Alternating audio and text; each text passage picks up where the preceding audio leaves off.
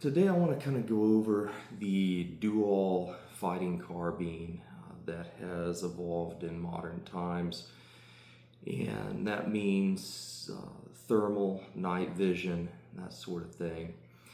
I say thermal because that's rapidly becoming one of the optics choices that are dominating both military as well as civilian landscape, especially with predator hunting, defending livestock from coyotes, things of that nature. When you start getting into thermal, that takes things to another level as far as rail space and so forth. So I'm not going to focus on that for this video, but this is a night capable firearm, and with all weapons, we want to make sure that we are unloaded and safe. So you can see here we have an empty mag, and our bolt is locked to the rear. Eject our empty mag, cycle the bolt. So we have a clear chamber. Let's go over this rifle a little bit. There's some things on it that you really just need for a dual weapon, especially that you'll be using at night. And one of those things is a flashlight. That's bare minimum. You need a flashlight if you're going to shoot stuff at night. You don't want to just shoot at sounds. You don't want to fire off in a direction you think you heard something. That's not responsible. At best, you're going to hit nothing, and at worst, you let your imagination play out there.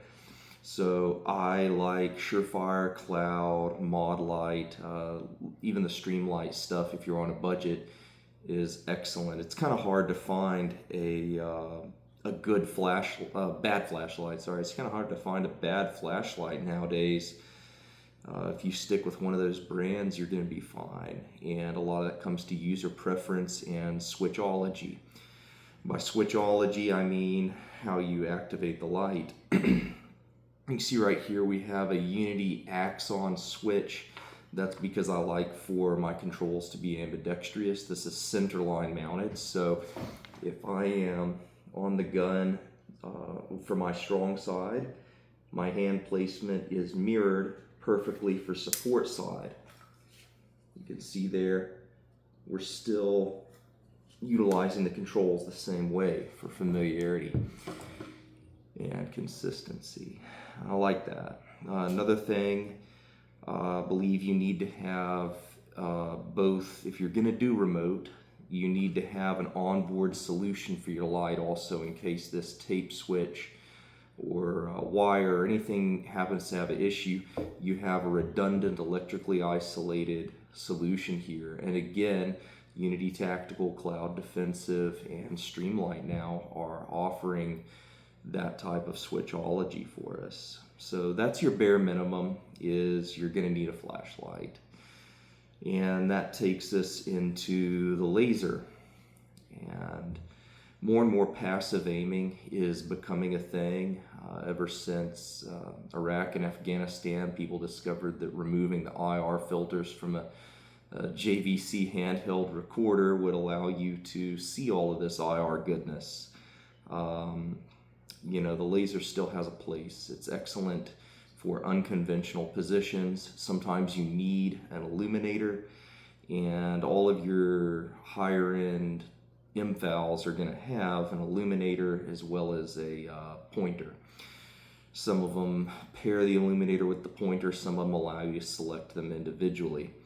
And again, the same thing here. The Unity Axon allows me to operate the laser from an ambidextrous position. I can switch modes here and control my divergence here.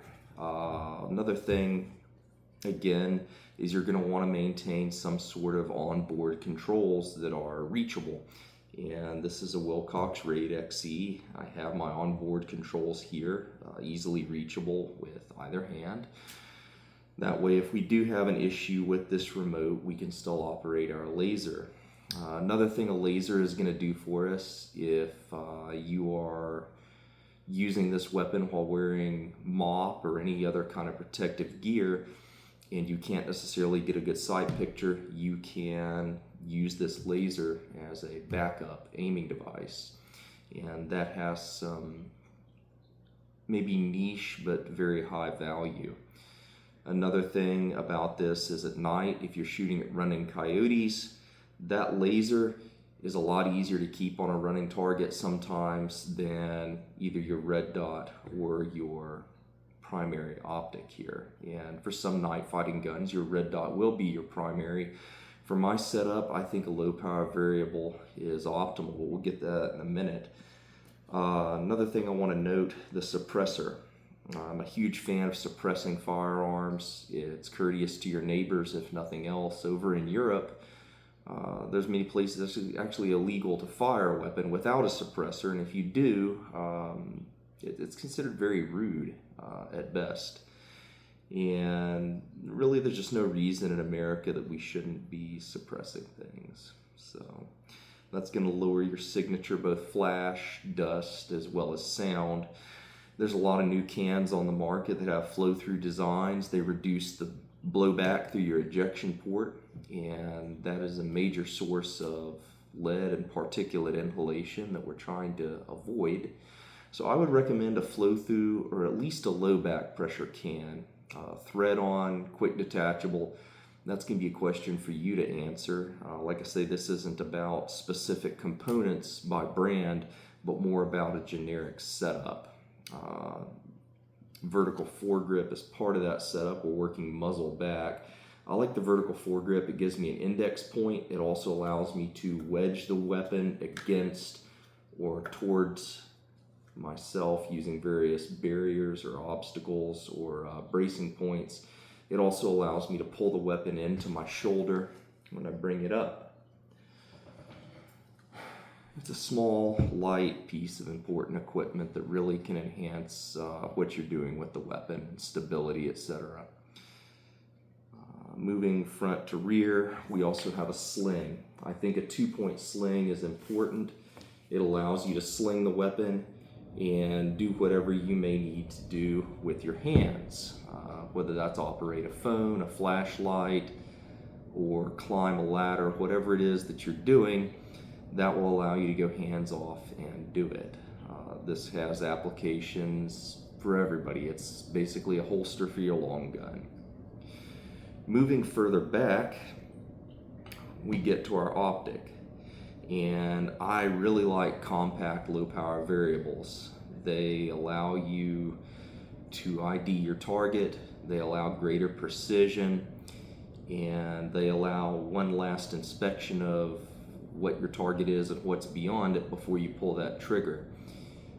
An example of this, the other night I saw some glowing eyes out in the woods. I lit it up with my flashlight and zoomed into about 4 power, and I could see it was just, a stray cat. That doesn't need any kind of intervention.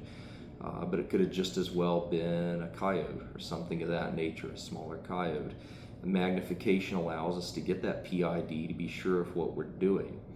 And on that point, why not go with a fixed 8X and a red dot up top? Okay, that's a viable solution, but with your low power variable, you can dial, say, 2 or 3 power. And without going too much into the weeds on optics, that allows you to have a larger exit pupil to gather more light while still giving you a little magnification. So you can dial not only for field of view, but also light transmission. A lot of people don't think about that with a low power variable, but it does give you the ability to modify the amount of light coming into the optic. Moving forward just a little bit here, we get to this Leupold Delta Point Pro night vision compatible. Like I said earlier, passive aiming has become a thing, more so in recent years, due to the proliferation of cheap night vision capable devices.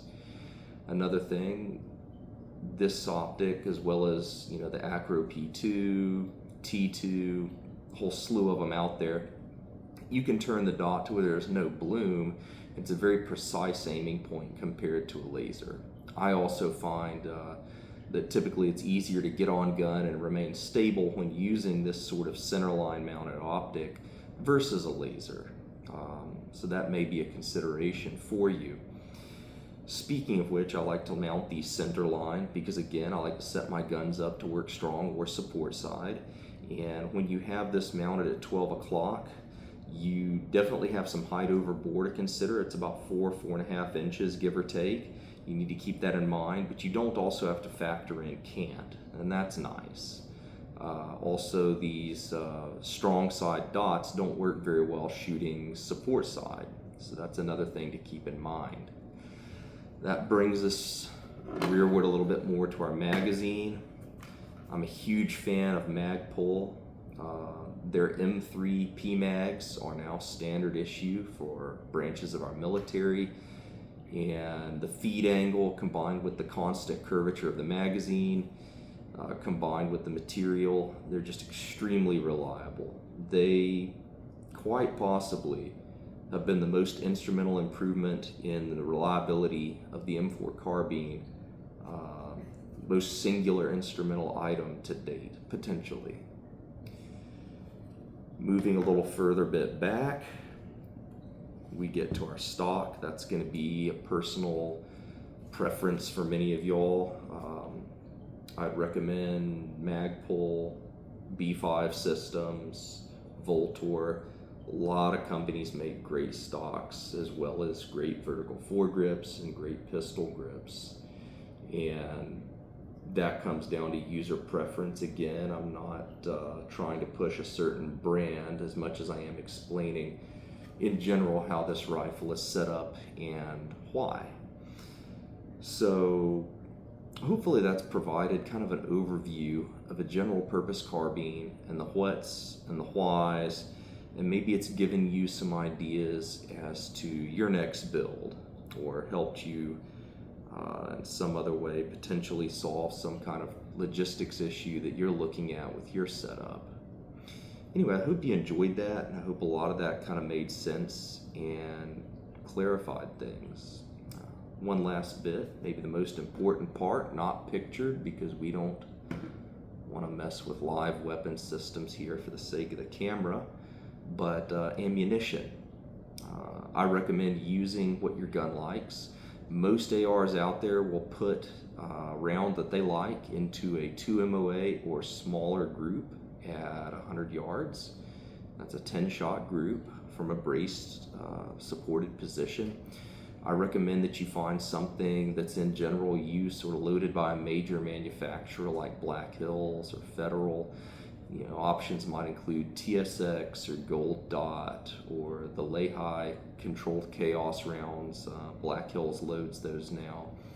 Just find something that's going to perform terminally the way you need for the game that you're hunting or the purpose you're using the weapon for, loaded by a reputable company that has robust quality control. And shoot it in your weapon, zero your weapon for it, and stock up on a fair amount of that lot number that you've zeroed with, and it should do you a solid. Again, this isn't about particular components, but rather about concepts and the reasons we do things and why. So again, I hope you all enjoyed and that this helps you.